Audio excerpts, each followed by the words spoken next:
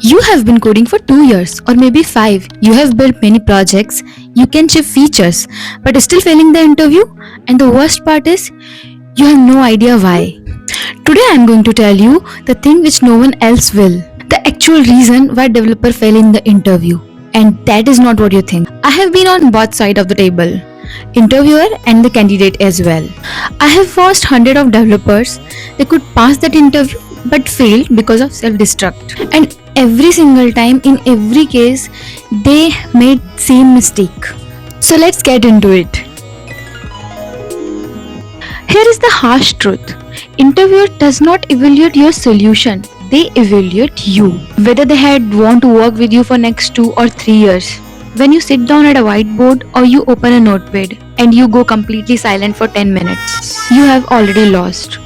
Even if your code is perfect. The best candidate I have seen think out loud constantly. They say things like, so my first approach would be the brute force approach, which could cause time complexity of O of n square. That one sentence tell me about that you know problem solving, you know the process of problem solving, and you are not afraid of being wrong at first. And your silence tell me nothing. It's terrifying. So what should you do on this? Maybe you can do a problem solve with a friend on a call. Force yourself to narrate everything. First it feels stupid, but do it anyway. Most developers prep for problems by grinding lead code problems and memorize the patterns. And look, patterns matter, but if you can't apply a pattern you have never seen before, you're wasting your time. So, interview at top level company, they modify the classic problems.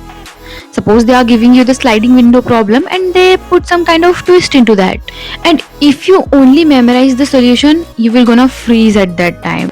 What you actually need is intuition, ability to reason about a problem, not to recognize that problem. So how do you build intuition? Stop looking at the solution after 15 minutes of struggling. Keep struggling. Struggle for 45 minutes. That discomfort is itself a training. That's where growth actually happens. This one is massive. Most developers walk into interview thinking, I need to perform correctly. The best interview I have felt like two engineers sitting down to solving a problem together. That's the energy you want. Questions don't make you weak. They make you look exactly like a senior developer. Engineers don't resume. They ask, they clarify, they de-risk.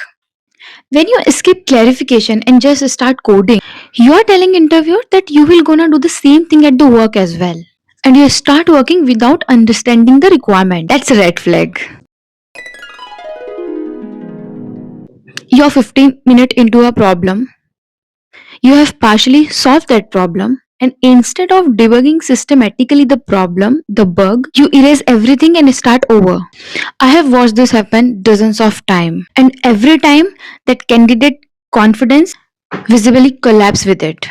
Here is what you should do instead. Trace through your code with an example.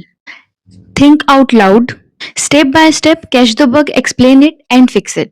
Demonstrate something way more valuable. It shows you can debug under pressure. You can work under pressure. This is core job skill. Nobody writes perfect code at the first time. Interviewers know this. What they're watching is how you handle this. Every failed interview is a data point, but most developers treat it like it's a personal verdict. I'm just not good enough. And move on without extracting useful from that. After every interview, write down. Questions came up. Where did I get stuck? What did I wish I would have said? Should I have asked? Build a running document. Review it before your next interview. This compounds over time in a way that grinding random problems never will. The developers who get good at interview are not most brilliant coders. They are most intentional learner. So here is the harsh truth. Most developers fail in the interview. Not because they are bad engineers. They fail because they prep the wrong way. They communicate poorly under pressure and they never actually learn from their failures. The good news? Every single of those things is flexible. None of it require you to be a genius. It just required intentional, deliberate practice. If this hit too close to you, good.